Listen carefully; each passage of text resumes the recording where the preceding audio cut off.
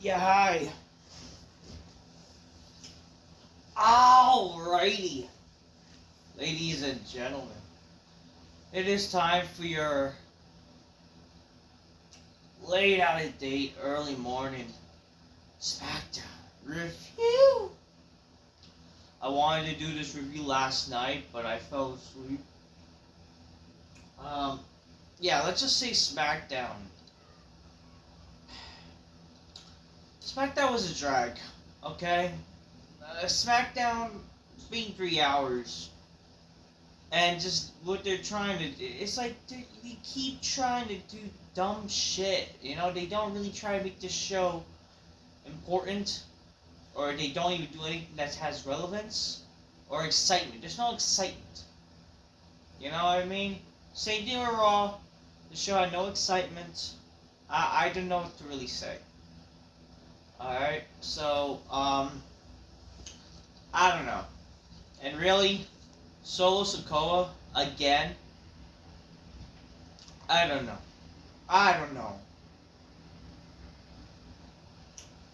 Grab your Coca-Colas, drink it magnificently, inspire, make some pictures go, oh shit, on the big black couch. Let's talk about it, alright? So yeah, I am very tired. SmackDown is very boring, or not exciting. I guess the only thing that was exciting was literally outside of the show was seeing people getting released. Not saying that it's as fun or good seeing people getting released, but that's just like the only big news, the only big thing that was happening. So it's like WWE rather it's like, I don't know. So it looks like WWE, what they do is that rather basically focusing on SmackDown, they decide to worry about making the show basically, I don't know, keep it, they just, what I'm trying to say is this show, it's like they put more effort to basically releasing people than just trying to make the show good. And we'll talk about the releases. Right after this, I'll record a video and talk about the releases that has happened. There has been some little bit of not spring cleaning, because spring hasn't come yet, but it essentially feels like it, right? It feels like that's what it is. So, yeah, WWE has released some people.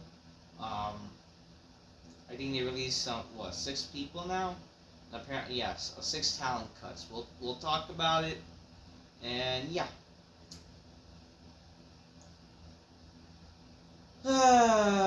Yeah, 6 people. One, 2, 3, 4, 5, 6. Yeah. Okay. Anyways, talking about SmackDown. So it started with the Rumble recap, and then Jey Uso comes out. Jey Uso comes to the crowd. You know, the crowd is eating. They're eating, blah blah blah. And once he gets in the ring, there's like an encore, and they just basically do the eat again. Okay, it's like WWE, like they know that this guy is beloved, and I should do a video that, you know, the fact that Smarks are like hating on Jey Uso, but it's like, look at it, the fans are not even turning on him, so it's really just the Smarks that are like angry at Jey Uso, you know, because he's not the picked guy, but like if you see the crowd, they don't hate him. There is a difference though about being over, right? Or being like a star that should be a main eventer. Being over is like, again, if you're liked by the fans. Like guys like Too Cool, guys like Kishi, guys like freaking heck, again, James Ellsworth even was like over, right? Even though I hate the guy was over by the smarky fans, right? Like, guys who are over, like, they're over, right? You're liked. Okay, Val Venus was over. Okay? Doesn't mean that all of them need to be main eventers. Okay? When you're a main eventer, it's like you're not just over, but you're somebody who is credible to be the world champion. Do I think Jey Uso should be world champion? they really gotta try. But I feel like what they're doing, I mean, and I like Jey Uso, right? I like Jey Uso. But the problem with Jey Uso becoming a world champion is like, is he gonna be main event material? That is he gonna main event the show? Is he credible to be main eventer and all that kind of shit? That's basically like what I have to say. But I have no problem. And again, like I do understand why WWE's pushing him, right? Again, the guy, after all, he feuded with Roman. The guy was known as main event Jey Uso. He essentially became like, upper mid Carter. So like, why not? You know what I mean? It's not a bad thing.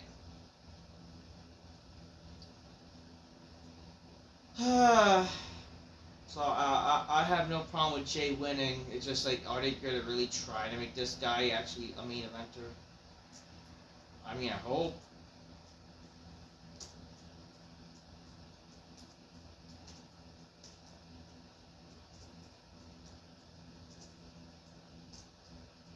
So, yeah.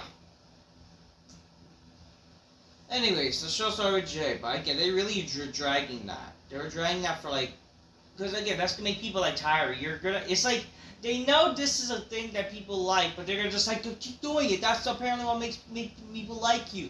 And then watch when that get tiring. You're gonna ruin people's intriguement. Anyways, Jey Uso says, main event Jey Uso down in your city. Hey, look, I have had a hell of a week. I got a lot of love from my family, my friends, and the fans. Your 2025 Royal Rumble winner. But look, I'm here to pick a champion, the main event WrestleMania, right? On Monday, I had the ring general Gunter. So it's now not only right to pull up the Smackdown to face-to-face to the WWE Champion. So Memphis, let's help my dog, the American Nightmare, Cody Rhodes. Cody comes out. Cody says, yo, Memphis, main event Jey Uso, what, I think I know what you want to talk about. Jey Uso says, Oos, you know out here, right, you do, I got two decisions to make, Oos, just two. I can stand across from you and on the grand stage of WrestleMania, and that will mean a lot to me, or I can stand next to you, you're still the WWE Champion, me the new World Champion. I mean, by logic, we already know that Gunter is going to be facing Jey. Jey made it clear that he could beat Gunter, blah, blah, blah. This is just a waste of time. And I understand, like, I had no problem trying to build some idea, but it's like, it's just too predictable. That's the thing. They're not even making it seem like, because we know that the sad reality that Cody's going to WrestleMania regardless, even with the whole solo Sikoa shit. Unless for some reason, even though wouldn't make sense, Solo for some reason wins against Cody if that's the match for Elimination Chamber.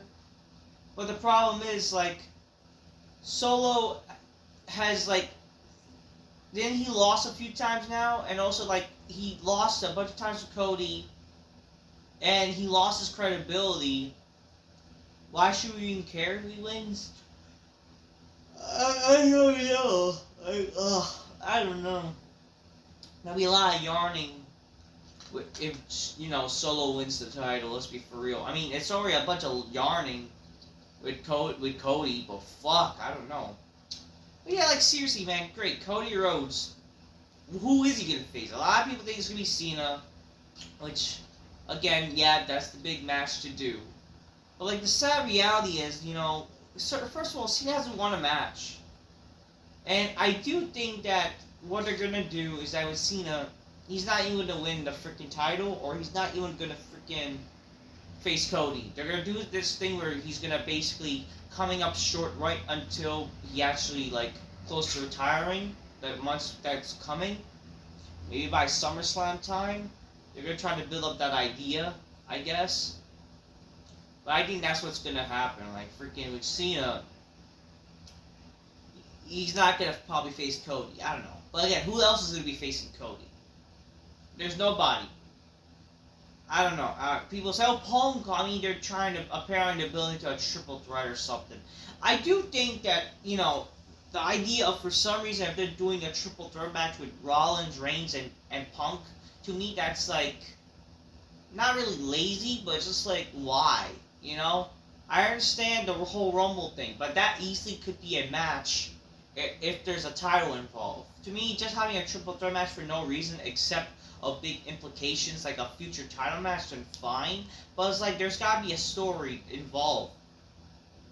If anything, wouldn't that make sense if they did a triple threat with McIntyre? No. But like, to me, if you're gonna do something with Roman and Rollins, that should be one-on-one. I even thought of this, I think, a few months ago, that I think that's the match that they should do at WrestleMania. Before they were trying to tease a McIntyre. I mean, again, didn't they try to tease McIntyre versus Roman for WrestleMania, and then they're gonna try to do Rollins and Punk again? I mean, I thought that was the whole plan, wasn't it? Unless if that's still the plan. I still think what they should do.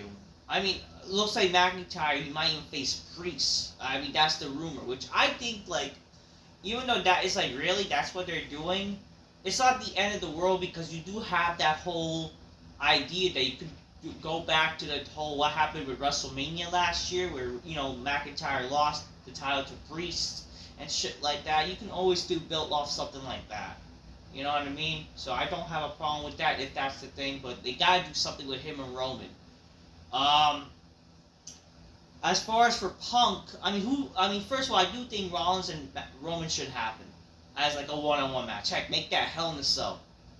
Based on the feud itself, they have never had a cell match, and now would be a perfect way to end their rivalry already. You know, just something like that. You know, just that match being itself a match inside Hell in a Cell, or they could build to it. You know, if they're gonna have just a match in general at WrestleMania, that's not a problem, and then eventually in the future they have a Hell in a Cell match to end their feud. But I wouldn't mind if they did do that match at WrestleMania, just a one-off Hell in a Cell match. Why not? But what does Punk do? I mean, there's a bunch of ideas. I mean, but that's the thing. Like with Cena, he's gonna be in the chamber. He could easily face somebody who he loses to. You know, it loses the match. If he ever was not to have made him at WrestleMania, he could always like maybe face like Logan Paul. Same thing with Punk though. That's what I'm thinking. Like Logan Paul versus CM Punk might even happen too. You never know. I don't know. There are some ideas, but again, it's gotta work, man. It's gotta work. Because to me, listen, if you're gonna have solo attack, the fact that solo attack Cody, like, what's the reason? What is it? Just because they're gonna do something where him and Solo, like they're gonna build to that bullshit with him and Jacob Fatu? Is that what's gonna happen? Because in my honest opinion, I want to see Jacob Fatu and the Bloodline still be a thing. But I mean, I understand like idea of building Jacob Fatu. That's a good idea, but I don't know. I still like, you know.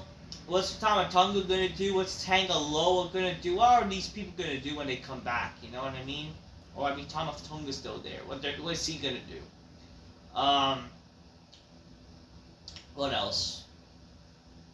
Another thing, like, what would make sense? You know? Well, it would have made sense, and I think a lot of people are, not a lot of people, but some people are saying this. Maybe this could be a plan by The Rock. You know, if that was a thing, The Rock would have, like, I think he would have actually showed up at the Rumble. Okay? He would have. I don't know, I think that, you know, as much as I'm hoping still The Rock to be involved, I don't know. Like, it would be good, you know, maybe this whole idea, like, you know, with the Rumble, like, just because The Rock didn't show up for the Rumble doesn't mean, I mean, The Rock doesn't need to be in the Rumble to really challenge for a title match, right? So easily they could do this whole thing where,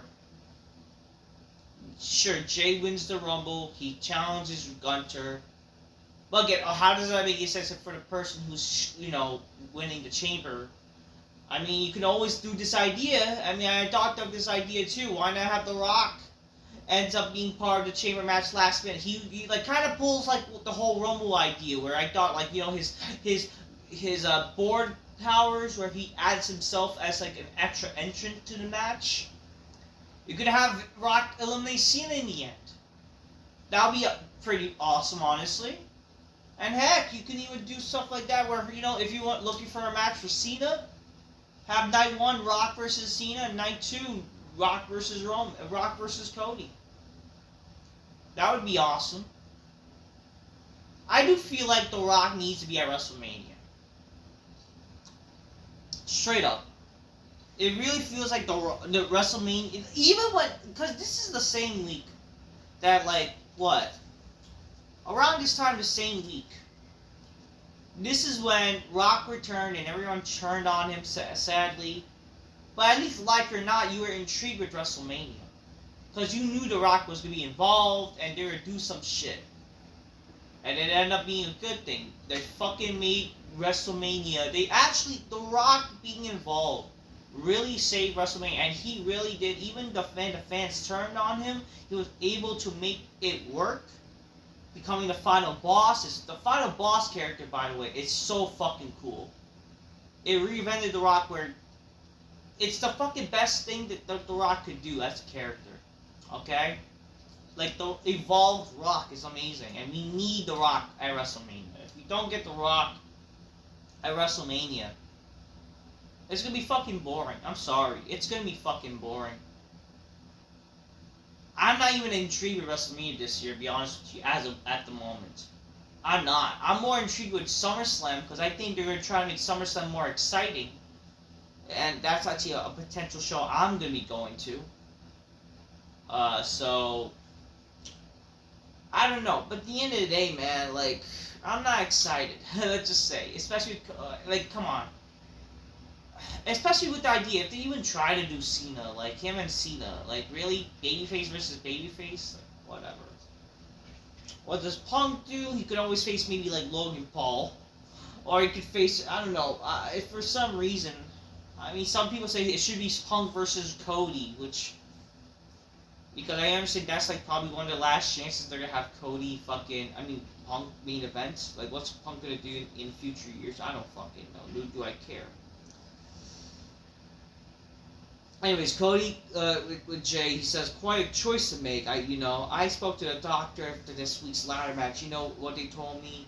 They told me I got fluid in my elbow that needs to be drained. Told me that I got a hip that's out of alignment. A bunch of lower back medical jargons that really wasn't paying much to.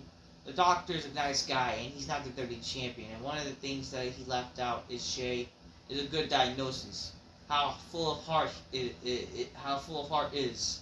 How absolutely 100% proud I am of Jey Uso winning the Rumble. I know it's your choice, but I sit right there, having fought for it, having the choice taken away last year, and having it win back, and that's your sign to point at it.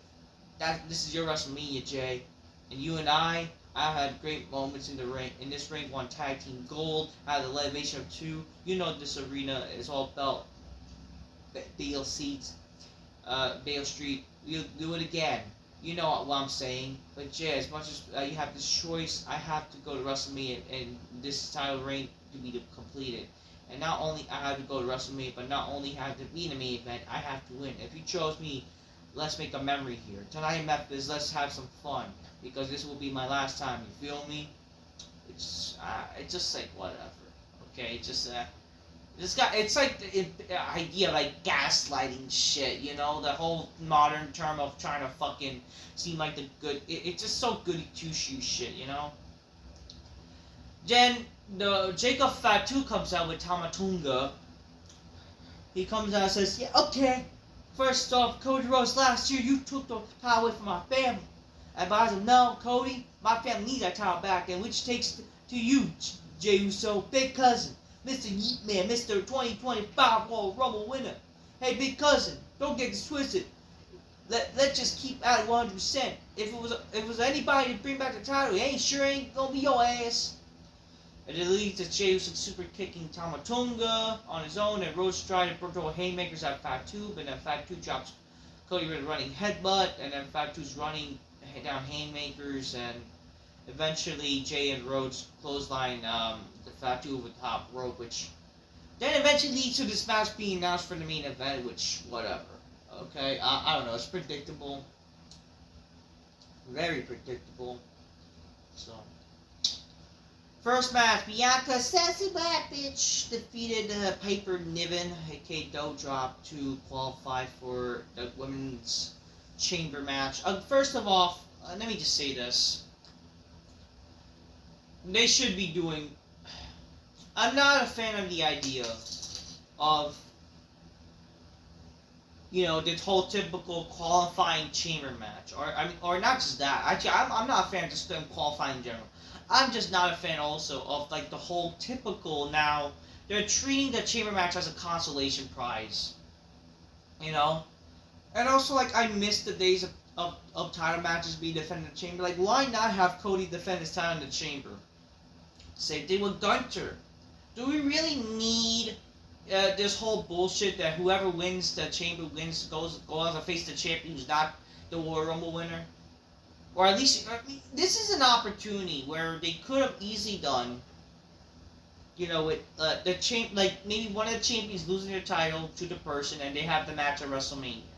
That's easily what they could do. Heck, they could even do this where Rhodes defends his title, Solo's in the match, and then a bunch of other people, and that's where either The Rock shows up or whatever. Or not just that, like that could easily be like whoever pins Cody and, you know, whoever wins the title, that could easily lead to the WrestleMania match. Like, do they not forget this idea? Like, why is every fucking year goddamn stupid ass? It's a stupid ass fucking goddamn chamber match that's basically the Rumble, and not just that, it's like also like great, a typical normal match before the chamber, and you know that Cody's gonna probably win the match against Solo, and Gunter, whoever he faces, gonna win that match. Like, what are we doing, man? It's tiring. We see the whoop whoop sorry SmackDown roster. Not that it's gonna matter, but I guess I'll keep whooping. Carmelo has a conversation with Nick Aldis, and he has nothing to say.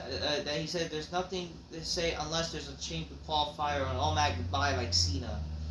Aldis disagreed, and then press a match, and he faced a member of the Raw roster, and then eventually Akira Tozawa shows up, and they're gonna have their issues settled. Oh yeah, they showed a Cena video package. They just showed a Cena clip where he talked about how he's gonna be in the chamber. So a lot of people are gonna take offense of that, the whole how he's gonna get by in the chamber. Which, I mean, sure, that should be a story. Which I guess that's not a problem. You got DIY, DUI, whatever. Fucking, they should all get DUIs and pretty deadly. We get DIY. They talk about how, you know, we are now your two-time tag champs. We beat Motor City not once but twice, and now that officially means that we are the greatest tag team in the world, and we're not going to face them. That their chances of winning these titles are officially dead. Rest in peace, guys. Let's have a moment of silence for that. Eventually, Pretty Deadly comes out, and they're like, and then these guys are, and so it's like heel versus heel, which is like who cares? Like, people are confused to cheer for. They're like, you know, why are you ruining a festivity like this? And then like, oh, you know, it's a lovely sentiment, but like, you remember when you should give us a shot for the tag titles and whatever. And then Nick Aldis comes out and says, you know, that's a great idea. We should have the match right now. And then like we see DIY, they're not even freaking dressed. And like I agree, like how is that even fair? Like how does that make any fucking sense? You know, like DIY, they're not even dressed to compete, and then they're forced to face in like, again, not in-ring attire. How does that make any fucking sense? You know what I mean? I don't know. I hate that whole dynamic. Like, the baby faces make no sense, and they're just gonna stand with the baby faces and say vice versa with the heel. It just makes no fucking sense. And it doesn't help that we have legit two babyface announcers, two babyface GMs, and they're just fucking playing like favoritism. It's fucking retarded. Pretty Deadly won. Now we see the Miz, they're back with Andrade. He's back with Andrade backstage. He's like, you know, Andrade did learn something from Miz, and he learned how to beat him. and that makes Miz angry, and then Cody walks by, and then Miz says, these kids don't know how it is, man. They don't know how the champion can destroy a friendship. Like, look at Kevin Owens, and but look what can happen with Jey.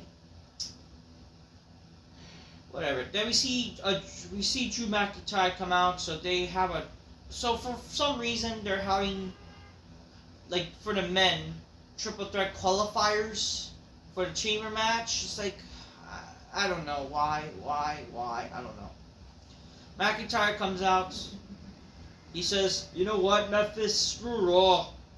Drew McIntyre is back on Monday Night Raw. I mean, on Friday Night Smackdown. This past Saturday in the Rumble, after I was eliminated from behind by a coward, I went to the back. I was pretty angry. I tore some things up and got in my car, drove from Indy back to Nashville. I slept in my own bed, full of rage, and then I woke up in the morning. Something came over me. I had clarity. I have infinity.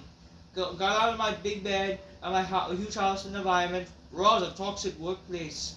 Everybody tries to stab you in the back, bunch of egos. If you're a good person, trying to tell the truth, you're apparently the bad guy and the bad idiot, Alan Pierce, who had no idea what he's doing. So I could see clearly. I need a solution, and my phone rang. Nick Aldis.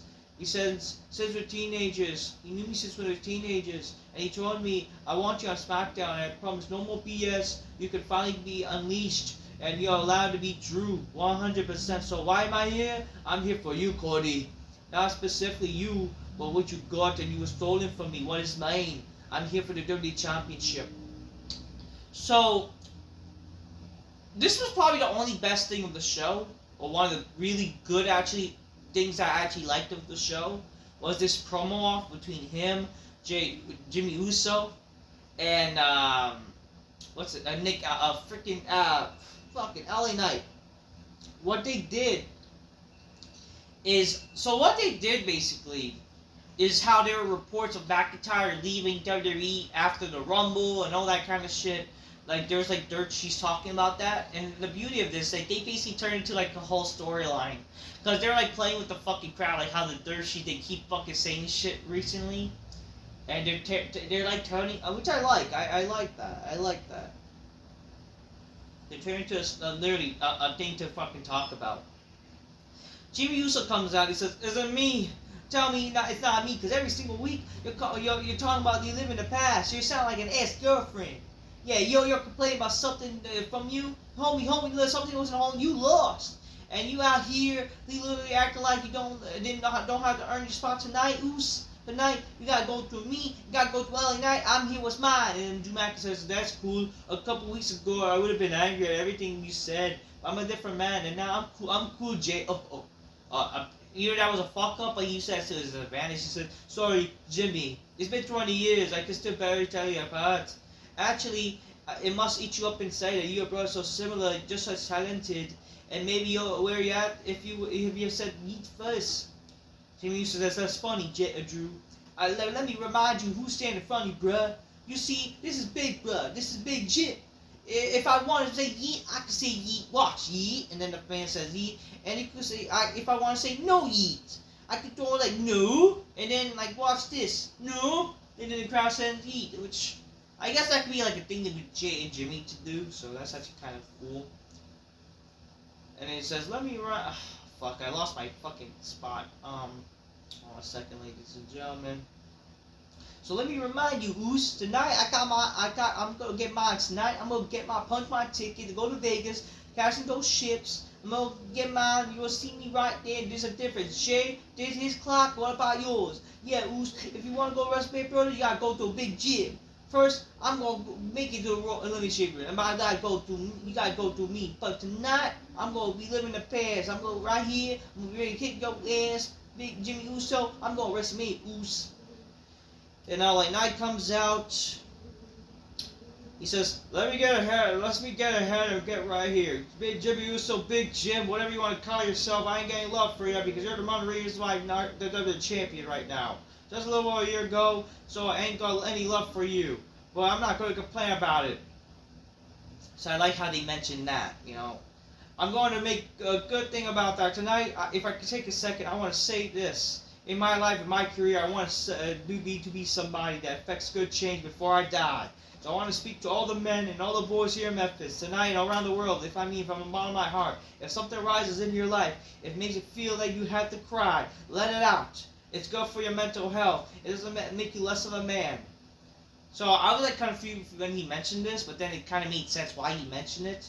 I felt like, what, is there like something that, like, personally in LA Knight's life to make him become all sentimental or whatever? Because again, like, he did mention how, men are not allowed to cry, supposedly, and they're looked down upon for it. But then, he kind of turns it around to like, oh, it's something, but with that said, there's a line that this is be too much, and there's 3 guarantees: death, taxes, and Drew McIntyre cry like a damn baby. My God, Monday to Friday, every single week, all you do is cry. I think I walked here, and I think I heard some over here called you Drew McIntyre, which I liked. So I like this promo. But let all this silliness out of the way. Let's really think of this right now. Right now, we're talking about WrestleMania. We're talking about Elimination Chamber. We're talking about giving both of you something really to cry about. And that means there's 2 meaning, a 3 count, just like all your hopes of WrestleMania dashed. It all goes, oh wait, I forgot my stuff in Memphis. Tell them who game it is, yeah. So they mentioned how, so I like how, again, they literally turned the dirt sheet to a shoot.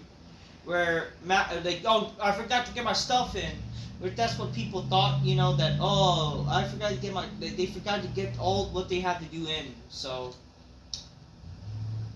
Yeah. Funny.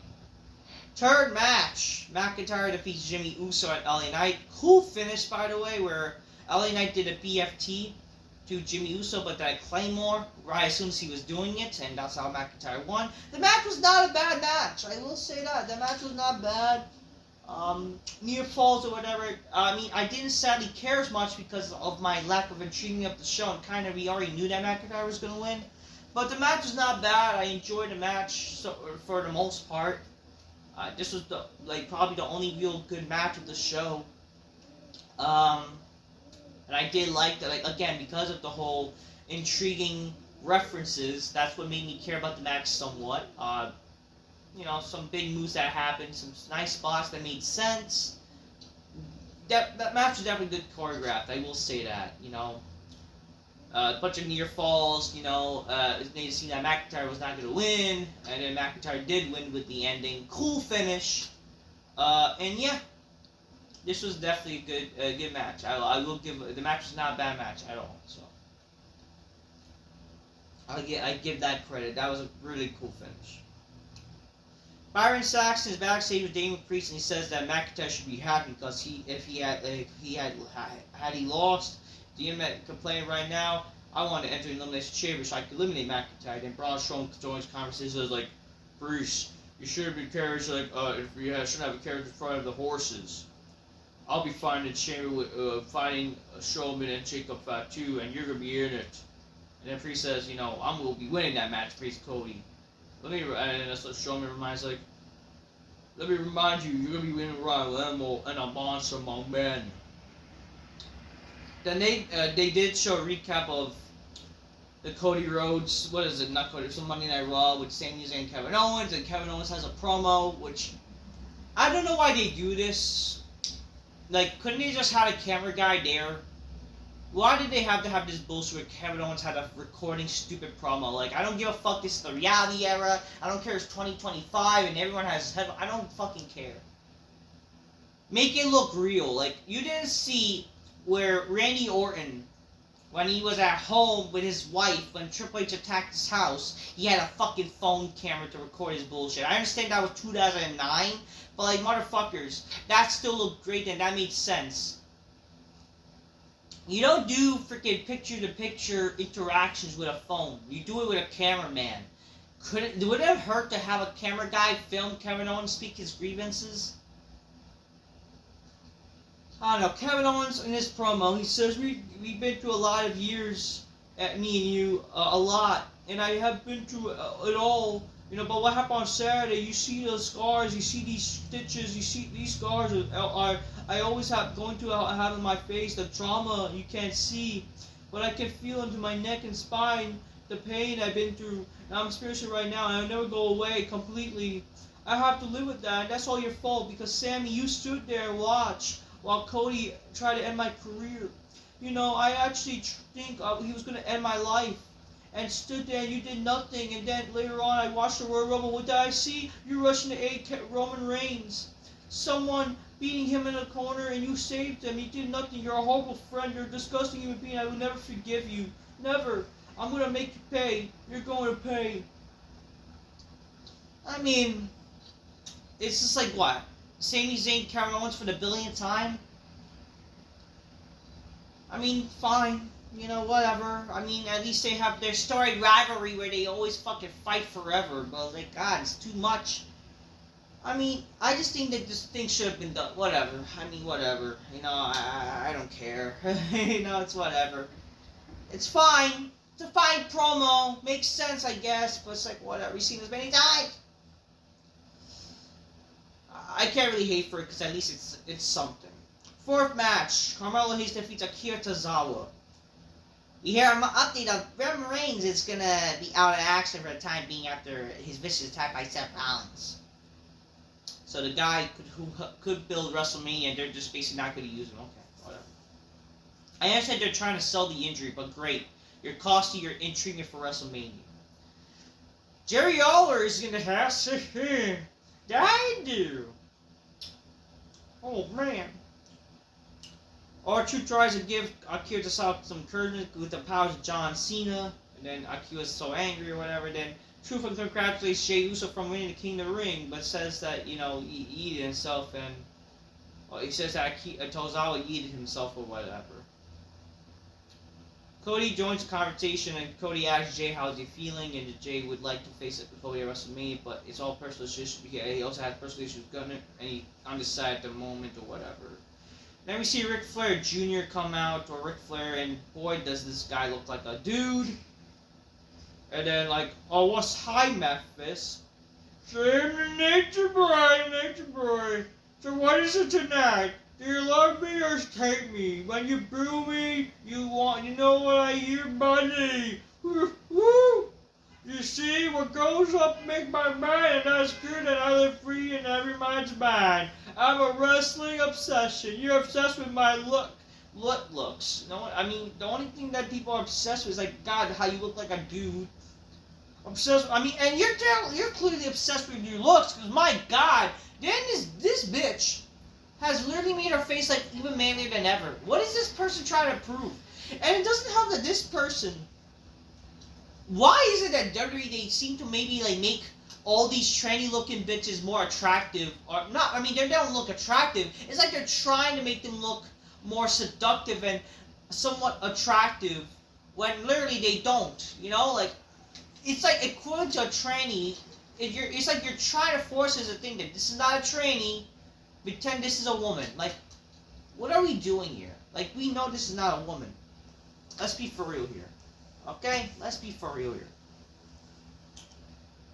This is not a woman.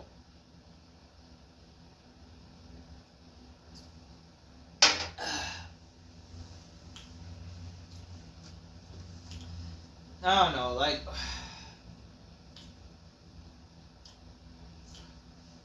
I want to be inspired. I want to be inspired that I could use my trainee self to hook up with all the bitches. I don't know. Maybe that's Ric Flair's new thing.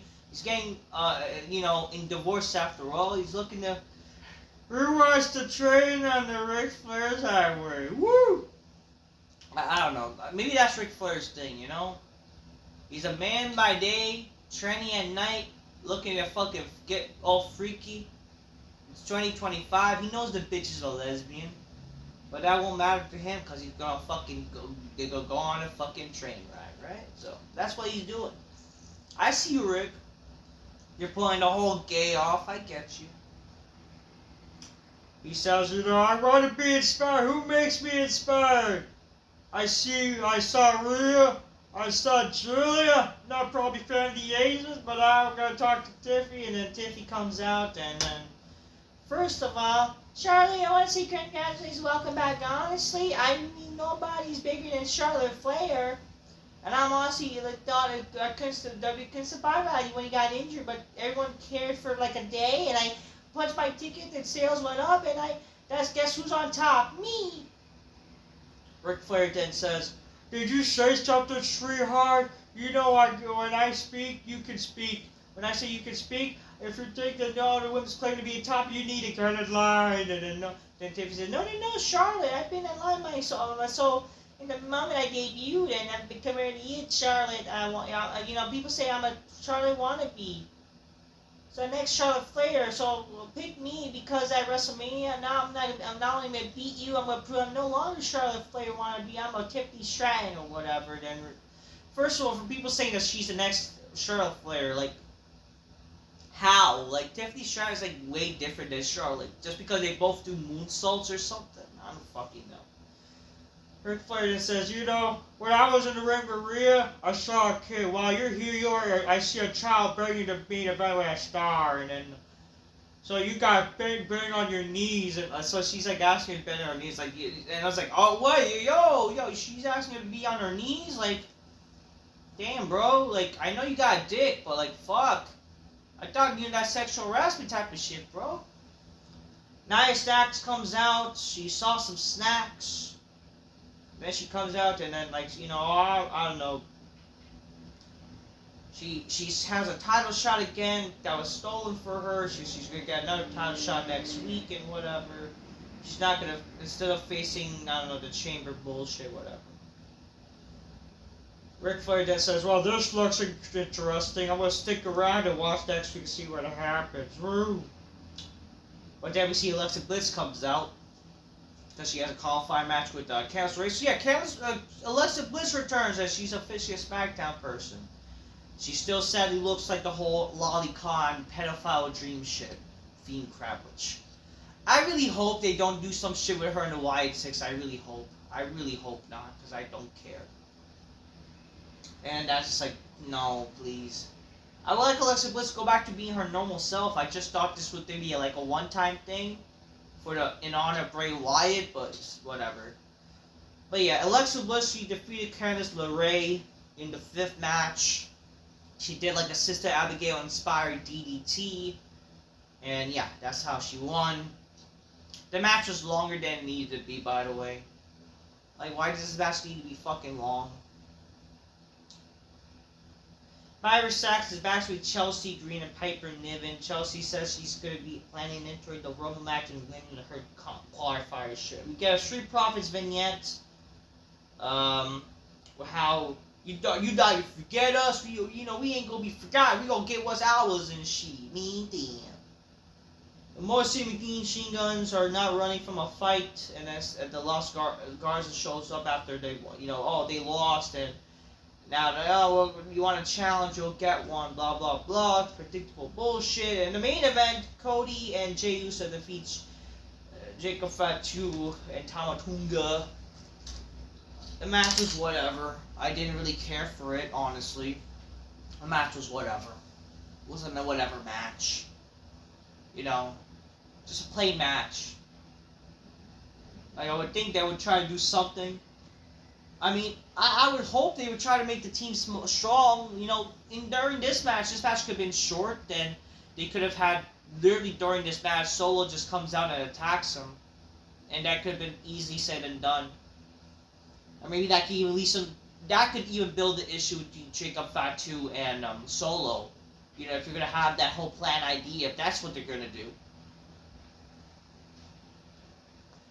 But yeah, that's what I would have done, But anyway, Solo attacks Cody right before the show was ending with the credits, and yeah. That's how the show ended. So we're going to see one more match, I guess, at the Chamber. Hopefully a stipulation. I mean, again, if it was up to me, sure, you would do maybe a qualifier, you would do a, last chance Chamber match where, like, the people have one last chance, they'll face the other champion, even though I hate the 2 champions thing, whatever. And they can have, like, Cody defend his title in the Chamber. I mean, that's what I thought that they should be doing.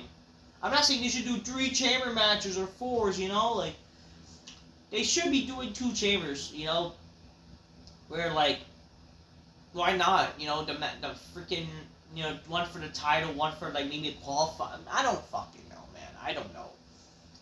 I just think it's what happened to like how they did it back in the day. It seems like back in the day it was such much better, you know. Obviously, I'm more about the idea of chamber matches having a story. If like there's 6 participants that have an issue with each other, they make that the chamber match. But no, it's qualify. I don't know. I miss the old days of the chamber way, you know. Whatever. I don't know. What's done is done. That's SmackDown for you. SmackDown was pretty boring for the most part. Next Friday is Valentine's Day SmackDown, and I don't even think they're even trying to do anything Valentine's Day related next week. Let's just say the show next week will not have no love. I can tell the show won't have any love to give love to. You know what I mean? Not that I'm like saying this show will be bad already, but come on, based on what's going on, who the hell fuck's gonna care? Alright, so I'm gonna say just keep real, get your gains, cool, magnificent, spy, miss bitches, go, oh shit, that's not done, guys. See you until next time. They peace be upon you, especially if you're gonna get released. That seemed like sadly the most intriguing of the show. Throughout the show, there's reports of people getting released. That's for sure. No loving for those people. Not that anything will be left desired. Oh, but how did they get released? Who cares? So next time, peace and bye.